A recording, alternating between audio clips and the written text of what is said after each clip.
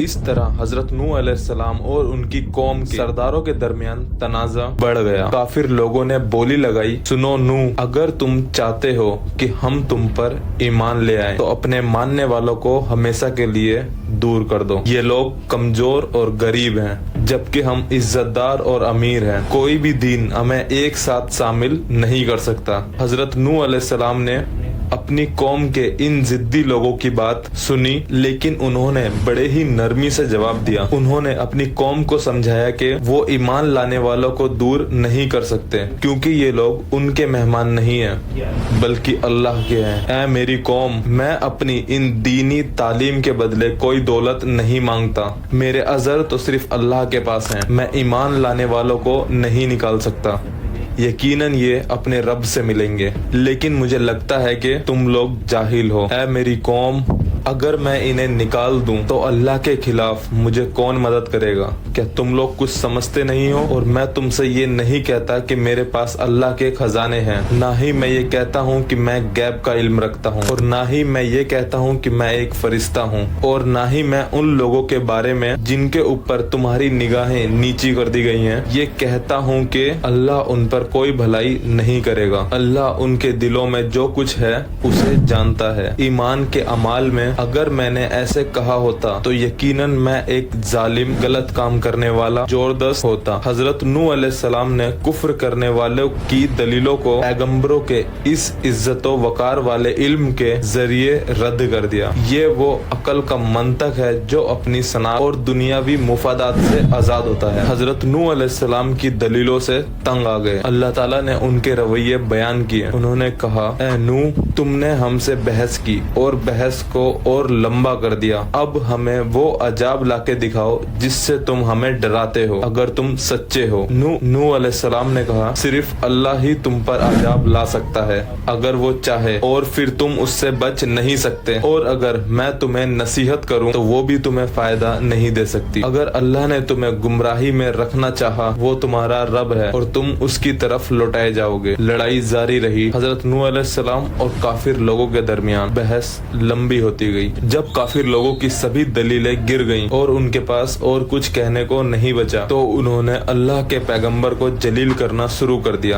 ان کی قوم کی سردار نے کہا، یقیناً ہم تمہیں صاف غلط راہ پر دیکھتے ہیں۔ حضرت نوح علیہ السلام نے پیغمبروں کے انداز میں جواب دیا، اے میری قوم، مجھ میں کوئی غلطی نہیں ہے بلکہ میں رب العالمین کا رسول ہوں۔ میں تمہیں اپنے رب کے پیغامات پہنچاتا ہوں اور تمہیں کھل کر نصیحت کرتا ہوں، اور میں اللہ سے وہ جانتا ہوں جو تم نہیں جانتے۔ حضرت نوح علیہ السلام اپنی قوم کو اللہ پر ایمان لانے کی دعوت دیتے رہے۔ گھنٹوں، دنوں اور سالوں تک انہوں نے اپنی قوم کو سمجھایا اور دن رات کھلے عام اور چھپ کر انہیں اللہ کی طرف بلایا۔ انہوں نے انہیں مثالیں دی، اللہ کے نشانیوں کو سمجھایا اور اللہ کی قدرت کو اس کی مخلوقات کی تخلیق میں بیان کیا۔ لیکن جب انہوں نے کبھی اپنی قوم کو اللہ کی طرف بلایا تو ان کے لوگ ان سے دور بھاگ گئے۔ جب کبھی انہوں نے انہیں اللہ سے مغفرت مانگنے کی تلقین کی تو انہوں نے اپنے کانوں میں انگلیاں ڈال دی اور حق کو سننے سے انکار کر دیا۔ اللہ تعالیٰ نے حضرت نوح علیہ السلام کو جواب دیا،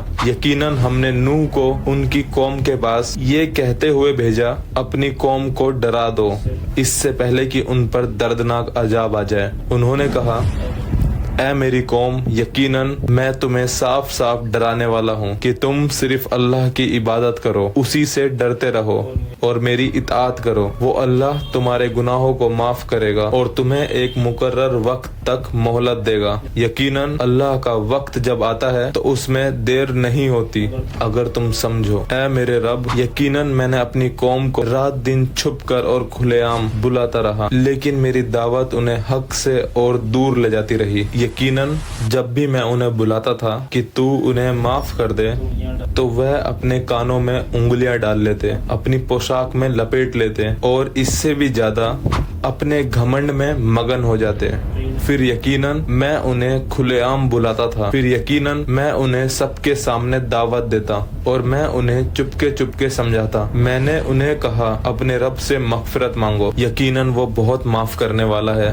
वो तुम पर बारिश बरसाएगा, तुम्हारे माल और औलाद में इजाफा करेगा, तुम्हें बागात और दरिया देगा। तुम्हें क्या हो गया है जो तुम अल्लाह से नहीं डरते और उसकी सजा से, और तुम अल्लाह की सजा का उम्मीदवार नहीं होते, या तुम उसकी वदानियत पर ईमान नहीं रखते जबकि उसने तुम्हें मुख्तलिफ मराहिल में पैदा किया है। क्या तुमने नहीं देखा कि अल्लाह ने कैसे एक के बाद एक 7 आसमान बनाए हैं और उसमें चांद को रोशनी बनाया है और सूरज को चिराग बनाया, और अल्लाह ने तुम्हें जमीन से पैदा किया और फिर उसी जमीन में तुम्हें वापस करेगा और तुम्हें कयामत के दिन वापस जिंदा करेगा। अल्लाह ने तुम्हारे लिए जमीन को फरस बनाया ताकि तुम उस पर चौराहा रास्ते पर चलो। हजरत नूह अलैहिस्सलाम ने अपने रब से अर्ज किया, ऐ मेरे रब, उन्होंने मेरी नाफरमानी और उस शख्स का पीछा किया जिसके माल और औलाद सिर्फ नुकसान में इजाफा करते हैं। उन्होंने एक बहुत बड़ी साजिश की है। उन्होंने कहा, तुम अपने देवताओं को नहीं छोड़ो, न वद, न सुआ, न यहूद, न यायुक, न नसर। यकीनन उन्होंने बहुतों को गुमराह कर दिया। अल्लाह जालिम मुशरिकीन, जालिम और काफिर को गुमराही के सिवा कुछ और ना दे। उनके गुनाहों की वजह से वो डुबा दिए गए, फिर उन्हें आग में दाखिल कर दिया गया और उन्हें अल्लाह के सिवा कोई मददगार ना मिला। हजरत नूह अलैहिस्सलाम ने अपनी कौम को अल्लाह पर ईमान लाने के लिए 950 साल तक दावत दी। अल्लाह ताला ने फरमाया, यकीनन हमने नूह को उनकी कौम के पास भेजा और वो उनकी कौम के दरमियान 1000 साल के अलावा 50 साल रहे। उन्हें अल्लाह की वहदानियत पर ईमान लाने और झूठे देवताओं और दूसरी देवताओं को छोड़ देने की दावत देते रहे। ऐसा होता था कि हर गुजरती हुई नस्ल अपनी आने वाली नस्ल को हजरत नूह अलैहिस्सलाम पर ईमान लाने से रोकती और उनके खिलाफ जंग छेड़ने की तालीम देती। बाप अपने बच्चों को इस मामले में तालीम देता था जो उनके और हजरत नूह अलैहिस्सलाम के दरमियान था, और उसे जवान होने पर उनकी दावत को रद्द करने की नसीहत करता था। उनकी फितरत हक को मानने और उसके पीछे चलने से इनकार करती थी। हजरत नूह अलैहिस्सलाम ने देखा कि ईमान लाने वालों की तादाद नहीं बढ़ी जबकि काफिर लोगों की तादाद बढ़ती जा रही थी। उन्हें अपनी कौम पर अफसोस होता था, लेकिन उन्होंने कभी भी मायूसी नहीं अपनाई। नूह अलैहिस्सलाम का कुफ्फार के लिए बद्दुआ करना।